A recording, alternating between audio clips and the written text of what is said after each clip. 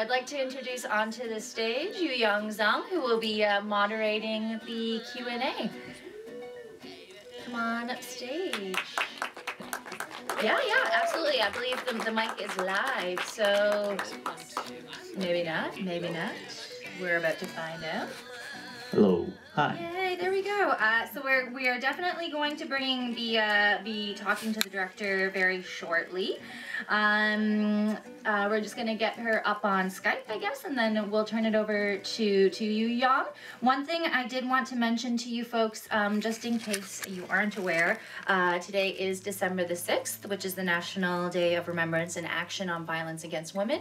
If you, also known as the White Ribbon Day, so White Ribbon Campaign, if you're familiar with that. We will be screening at 6 o'clock Polytechnique by Denis Villeneuve, so if you haven't seen it yet, would be a great opportunity to see that. And then we are also screening a short film by another Canadian director, Wayne Wapimukwa, which is called Luke Lukey Mother. That will be screened with Polytechnique. So, Yang, here's my question for you. How did you feel about, I guess, your short and the outcome of your short? How did you even start? Well, I was just maybe 2 years ago or so. My father just took me to the side one day and just told me a story of how they were almost gonna abort me, and he just casually talked about it as, hey, we were actually this almost happened, but thankfully it didn't. So thank goodness. Yeah, so I just kind of soaked in the story, and that was it. But then as I was kind of brainstorming for the film, Here we are. Yeah, I decided to make it into a film. No, that's so great, Young. I like I said, I was so moved because I hadn't seen the short with you before. It was just a great film, and I can't even imagine if you weren't here, but you're here. So we'll bring up Holland Sabrina Khan, the director of the film A Quiet Inquisition. Welcome. Hi, thank you. Can you hear us all? I can. Can you hear me? Absolutely. So I'm going to toss it over to Yang. Yang is actually going to be moderating the Q&A. Not sure, maybe we can start if anybody has a question in the audience. If not, we can get Yang to start things off. Cool. Hello, Helen.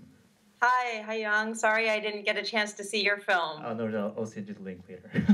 That'd be great. Thank you so much for sharing a very wonderful and also very important film with us today. And I just want to start the conversation by asking you what initially drew you to this subject? Was there a particular reason why you decided to tackle the subject matter? Yeah.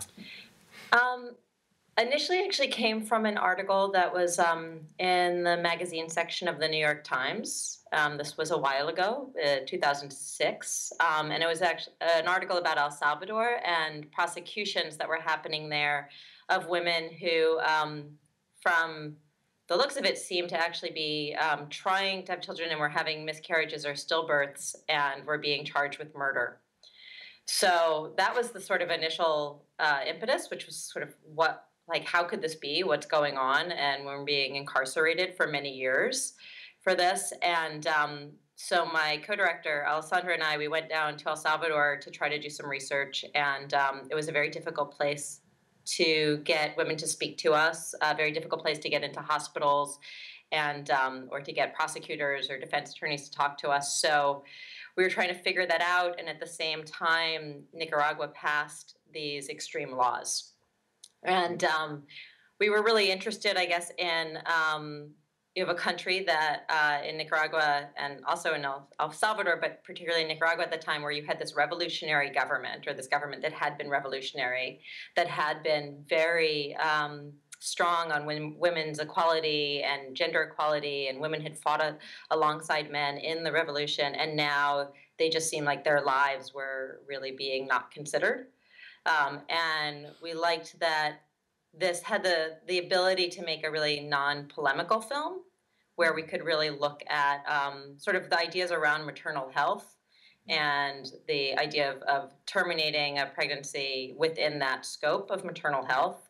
And we were, really, we knew from the very beginning we wanted to work with a regular OBGYN who's really, her work is about helping women have the safest, possible healthy outcome, whatever that means for their bodies and their lives. And she's not, by no means is she, she'd be horrified to be seen as an abortion doctor. She's not. It's like it's not what she's interested in, just having her patients come out alive. And so that circumstance and that kind of that extreme situation that we began to see happening here in the U.S. as well. In other places globally, this became a kind of, I guess, a case study or cautionary tale for what that looks like on the ground. I didn't know much about the political history of Nicaragua initially, so it struck me, it was really ironical to see, because the gender equality and the feminist principles were so central to the socialist movement that was led by the current leader. But now it just seems like, the women's lives are kind of not worth as much. At the expense of political maneuvers and just to gain votes. And so my next question is, it is a very delicate matter, and I imagine the characters in the film must have been pretty careful about being in the film, and because they could potentially be in trouble for just participating in the film that has such a message.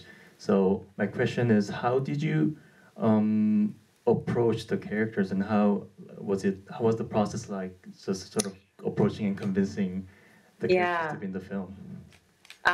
Long and slow, yes. In our initial contact with the doctor, with Dr. Carla Cerrato, we met with her through a recommendation of one of the women's organizations there that knew her and said, she'd be great to talk to. And she met us in a tiny little closed room. She was willing to speak on camera, but she was very guarded. And so we had that sort of initial interview and discussion with her, and then we came back and we showed her that material, as well as other material we had filmed, and she seemed like, okay, you're serious, you can get the issue, and she spoke to us a little more openly, and then slowly opened the doors to the hospital and the access in the hospital for us, and then and really was, in many ways became the advocate in terms of building some of the relationships with the women and girls in the film and the other doctors. And it took years. It took years to kind of be totally welcome in the hospital, and then, becoming welcome in her home and within sort of the family of everybody that at this film, that we were it's such an intimate, slow process. And I would say, some of that goes to Alessandra is really good at immediately kind of breaking through to people. And that helped too. She has a kind of very vibrant personality that kind of gets you in right there. And so I think we made a good combination there. I'm a little bit more the historian and the sort of structural person, and she's a little bit more of the get in there right away and make friends. And that's a nice combination. And it was really, I can't understate the bravery of the doctor in particular. Most of the girls, they're by this point they're somewhat unrecognizable. We don't use last names. It would be very difficult for the government to really go after them, and we don't think in most of those cases or any of those cases they would. But the doctor is a different story, and we remain kind of worried for her safety. Not in a physical way, but in terms of her livelihood. Losing her job, potentially being brought up on charges. The most common action would be just to, for her to lose her job. That's the quickest way for them to kind of cut people off. Okay, So before we go to the audience, I have a last question. So has there been any both positive or negative responses in the country ever since releasing the film? Or has there been any backlash to the maybe characters or any sort of responses from the country? Yeah. I mean, right now the film is solely showing in festivals. It has gotten distribution, and next year may have broadcast internationally, so that's where we would start to see, I think, the real impact. Right now in Nicaragua, we know they know of it, but nobody in government has seen it. We're cutting a version for release in Nicaragua that is that tries to protect the people in it more. That will be used across hospitals and to have discussions with doctors and healthcare workers across the country. And that one we can be pretty sure that the Ministry of Health and that people in government will see. And we're hoping that it's sort of done in a way that the material's there, but a little less of the more strident statements by Carla. So I think it kind of remains to be seen what the impact is, both positive and negative. Okay, cool. Now we're gonna open up to the audience. So if anybody has a question, please raise your hand and we'll toss the mic. Yeah. Can you just wait till you get the microphone because it's via Skype? Awesome. Hi. So my question is regarding the doctors inducing an abortion sometimes, because towards the end of the film, the main character, the doctor, was saying that she was advising one of her students to use medication on one of the pregnant women who had been bleeding for days, and to possibly hide that she was doing that from the other doctors and use this medication and maybe just pretend that it was necessary, or maybe not record it down in the patient's file. So I'm wondering, in cases like that where the doctor is making a medical decision on behalf of the patient that isn't encouraged at all or is illegal, I guess, under the law, are the doctors seeking the patient's consent? And is she telling her, I'm actually going to perform an abortion for you, but, I won't write it down in your record? Or is it something that the doctor considers they can just do without maybe implying what the implications are to the woman who's bleeding or at risk? Mm-hmm. In that case, Carla had gotten the consent of the woman. So she generally, that's what they would do, would seek consent. It is still illegal with consent or without.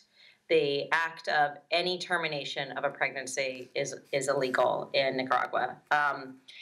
The action is not, I mean, I think from the doctor's perspective, her sense is that this woman will die without it. I mean, I think it's not seeking to provide an abortion, it's seeking to save her life.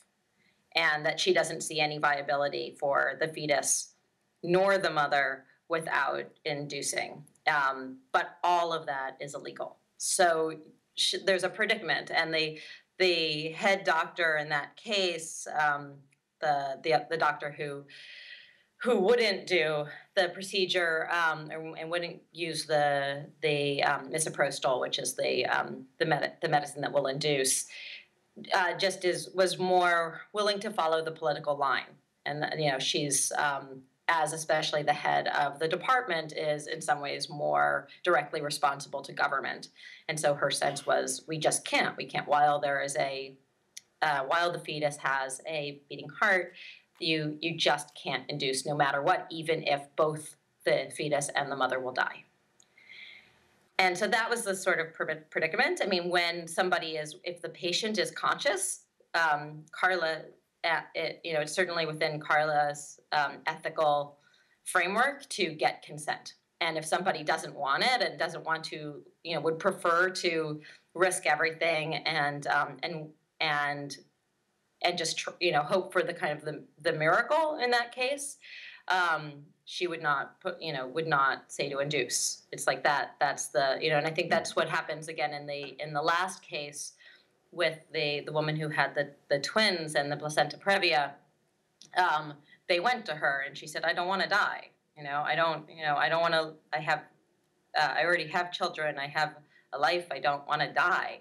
And so that's they perform the cesarean in that case. But those are the protocols. Those are the protocols that you would go seek consent, that you would do from a Ministry of Health perspective, not from these new laws perspective, but from the protocols that are written into the health guides. You would seek consent and you would do what is necessary. Thank you. I wonder if I can ask another question. Yeah, sure. We have time for one more question. Sure. So, Quickly, I wanted to ask you, what are the repercussions under the law for going against the abortion laws currently? And do you know if any women who have gone against it or medical practitioners have been charged under the law? Yeah. So in Nicaragua, nobody's been charged yet. And neighboring in El Salvador, where the law's been on the books for longer, for about 10 years longer, there's a lot of women who have been imprisoned under it. But there also, doctors tend to turn women in more because of the repercussions. In Nicaragua, there's jail time. It depends on the case, but it could be anywhere between it could as low as sort of 1 to 3 to 5 years. But if it's considered, in some cases, it would be considered homicide, and then you're looking at 30 years to life. And then on the doctor's side, it's the same thing. This is both for the women or the doctors, and then also losing their jobs and having their reputation sort of smeared and basically just becoming anathema to society. So that's those are the laws on the books are a series of different years of incarceration and the revocation of your medical license and work, and then on a more societal level, that the punitive kind of blacklisting of people. So luckily there hasn't been a lot of action. It's certainly the fear itself has made a lot of doctors just adhere to the law. And most of the women are seeking, women who are just seeking, it's so different because you have women who are seeking abortions where they are going to the black market and trying to get medication, and if they're able to take it correctly, the doctors wouldn't end up seeing them. And then in cases where they've taken it incorrectly and they end up in these emergency situations. And our doctor is dealing with emergency situations, whether they're just from a pregnancy that has gone wrong or an abortion that has gone wrong. And that's where, but luckily there hasn't been any actual prosecution yet. And that's sort of what she talks about it. It's like nobody wants to be the first person who's prosecuted. And you never know. Well, thank you so much. You're welcome. Thank you so much. Fortunately, we have run out of time for more discussion, but we just want to say once again, thank you so much, Colin, for sharing the film with us, and hopefully we'll have another opportunity to have you back. Thank you so much for everybody coming out early on a Saturday to see this, and for your thoughts and questions. Thank you so much. Yeah. Okay.